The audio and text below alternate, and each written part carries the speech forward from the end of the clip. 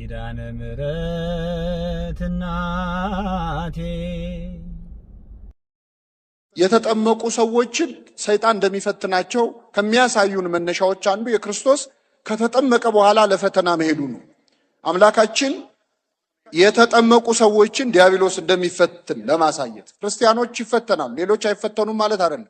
በአሸዋ ላይ ቆመ ይላል ዮሐንስ ራእይ ምዕራፍ 12። ዲያብሎስ የተጠመቁትንም ያልተጠመቁትንም ይፈትናል።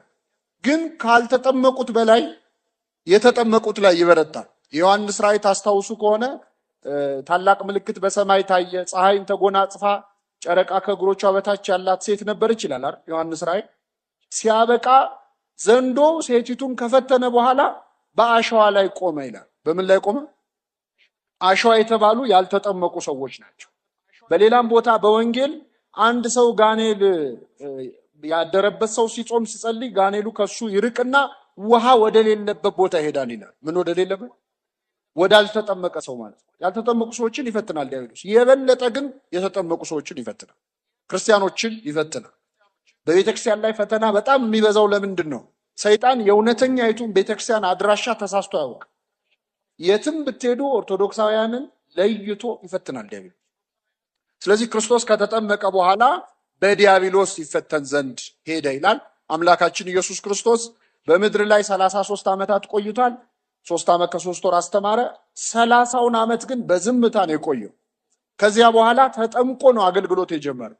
አገልግሎት ከመጀመሩ በፊት ግን ጾም ጸሎት እንደሚያስፈልግ ለማሳየት አምላካችን 40 ቀንና 40 ሌሊት ጾመ ጸለየ። አሁን ክርስቶስ 30 ዓመት ሙሉ ዝም አለና 3 ዓመት አስተማረ ሲባል በዚህ ውስጥ ትህትና ያልተማረን በምንም አንማር። ብዙዎቻችን 3 ዓመት ተምረን 30 ዓመት ነው የምናስተምረው አይደል? በተገላቢጦሽ ክርስቶስ 30 ዓመት ዝም ብሎ ሲዘጋጅ ነበር ማለት ይቻላል። ለማስተማር ቅድመ ዝግጅት እያደረገ ነበር አልነበር? 30 ዓመት አርምሞ። ስለዚህ ሰው ከመናገር ከማስተማር ከማገልገል በፊት የዝግጅት ጊዜው የጸሎት የጽሙና ጊዜው መብለጥ እንዳለበት ለ30 ዓመት ዝም ብሎ ፊደል ቁጭ ብሎ ተምሮ እንደማንኛውም ሰው 10ቱ ትእዛዛትን በሲና ተራራ በጣቶቹ የጻፈው አምላክ ይላል አባ ጊዮርጊስ ዘጋስጫ። 10ቱ ትእዛዛትን በጣቱ የጻፈው አምላክ ቁጭ ብሎ ፊደል ተማረ። ማኔ ቴቄል ፋሬስ ብሎ በባቢሎን ቤተ መንግስት ውስጥ በጣቶቹ የጻፈው አምላክ ፊደል እንደማያውቅ ቁጭ ብሎ ተማረ። በትህትና ቀስ በቀስ አደገ ለ30 ዓመት። ከዚያ በኋላ ነው ከ30 ዓመት በኋላ ወደ አገልግሎት የገባው። በአንድ ቋንቋ ነው ደግሞ ያስተማረው። ይህንንም ማድነቅ አለብን በእውነት። ክርስቶስ በአንድ ቋንቋ ብቻ አስተምሮ በአራማይክ ቋንቋ እና በዕብራይስጥ ቋንቋዎች ተናግሮ ነው ሄደው። ግን እግዚአብሔር እንደመሆኑ አምላክ እንደመሆኑ የማያውቀው ቋንቋ አለ? መልሱልኝ። አለ እንዴ? የለም።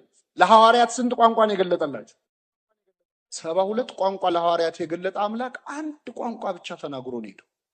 እኛ እኮ 1-2 ቋንቋ ስንችል እንዴት እንደምንሰቃይ ታውቁታላችሁ አይደል? በየአረፍተ ነገሩ መሃል እየሰገሰግን አትሊስት ምናምን እንላለን። እሱ ሁሉን እያወቀ እረኞቹን አላስጨነቀም። በአንድ ቋንቋ በትህትና 3 ዓመት አስተምሮ ነው የሄደው። ብዙ ትህትና እንማራለን ከአምላካችን። ከኔ ተማሩ እኔ የዋህ በልቤም ትሁት ነኝ ብሎ ተናገረ። ስለዚህ በወንጌል የመጀመሪያው አራያነቱ ከአገልግሎት በፊት መጾሙ ነው። በዲያብሎስ ይፈተን ዘንድ መንፈስ ወደ ምድረ በዳ ወሰደው ይላል። መንፈስ ወደ ገዳም ወሰደው። መንፈስ ወሰደው ሲባል ለሌሎች ቅዱሳን ለሌሎች ጻድቃን ሲሆን መንፈስ ቅዱስ አነሳስቶ ወሰዳቸው። ሐሳባቸውን ወደ በጎ ነገር መልሶ አነሳስቶ ወደ ገዳም ወሰዳቸው። ለክርስቶስ ሲሆን ግን መንፈስ ቅዱስ አነሳሳው ይባል። ምክንያቱም መንፈስ ቅዱስ ለአብና ለወልድ ሕይወታቸው። ስለዚህ ፈቃዱ አነሳሳው። በእርሱ ሕያው ህልው ሆኖ የሚኖር መንፈስ ቅዱስ አነሳስቶት ወደ ገዳም ሄደ። መንፈስ ቅዱስ ሰው እንዳለበት ከሚያሳዩ ማስረጃዎች አንዱ ወደ ገዳም የመሄድ ዝንባሌ ያለው። እውነት በዓመት ውስጥ አሁን የሆነ ለሳምንትም ለ7 ቀንም ለ2 ሳምንትም የሆነ ገዳም ሄጄ እርፍ ብዬ ልምጣ የሚል ስሜት የለንም? ሁላችንም አለ። ያም ማድረግ ባንችል ቢያንስ የሆነ ቤተክርስቲያን ሄጄ ትንሽ አረፍ ብዬ ልምጣ እንላለን። ይህንን እንድንል የሚያደርገን ማን ነው? መንፈስ ቅዱስ ነው። በጥምቀት የተሰጠን ጸጋ መንፈስ ቅዱስ ስላለ ወደ ገዳም ይመራል መንፈስ ቅዱስ። ሰው መንፈስ ቅዱስ ሲለየው ምን ይሆናል? ገዳም ምን ያደርጋል?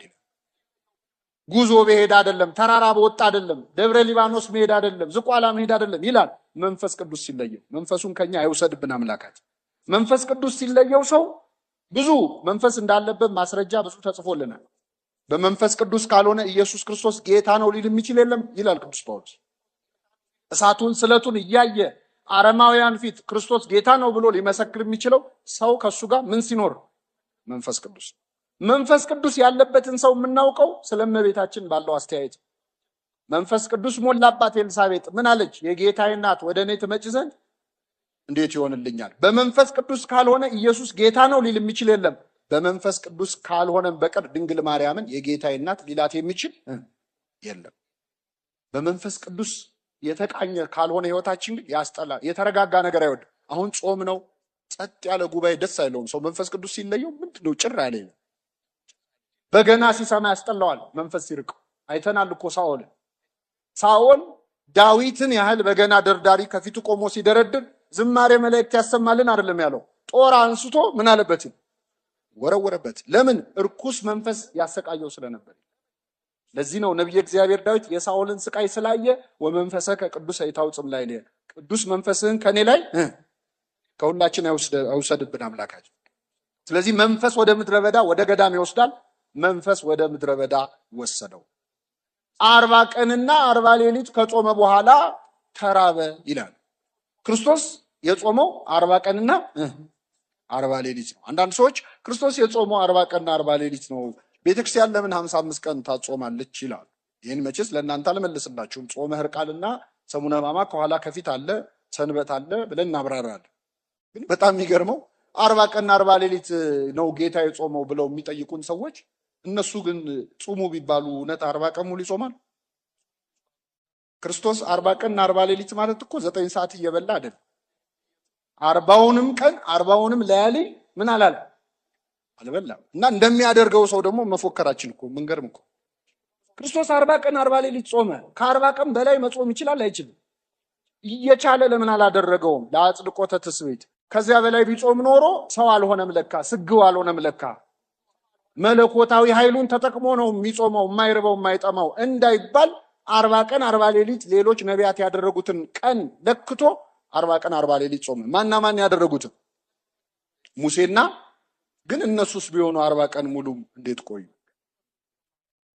ኤልያስ ከንግስት ኤልዛቤል ሲሸሽ ክትክታ ዛፍ ስር ተኛ፣ ደከመው። መልአከ እግዚአብሔር መጣና ቀሰቀሰው ይላል። ቅዱስ ፋኑኤል ነው። ቅዱስ ፋኑኤል ቀሰቀሰውና የምትሄድበት መንገድ ሩቅ ነውና ተነስተ ብላ አለው። ተነስቶ በላ።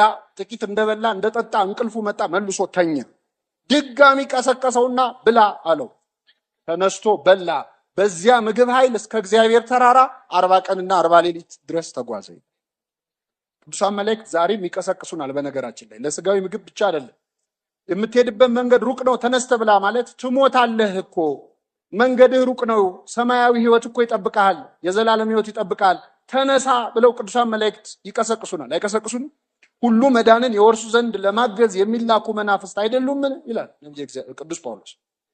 ይቀሰቅሱናል። ከምን? ከኃጢአት እንቅልፍ። አንተ የምትተኛ ንቃ፣ ከሙታንም ተነሳ፣ ክርስቶስ ያበራልሃል ይላል። ኃጢአት እንቅልፍ ነው። ሁላችንን ከነዋማ ሐኬት ከነዋማ ኃጢአት ያንቃል። መላእክት ይቀሰቅሱናል። ተነስተ ብላ ማለት በንስሐ ተነስተ ስጋውን ደሙን ምን በል ተቀበል ብላ። በዚያ ምግብ ኃይል እስከ እግዚአብሔር ተራራ እስከ መንግስተ ሰማያት ለመድረስ ያብቃን አምላካችን።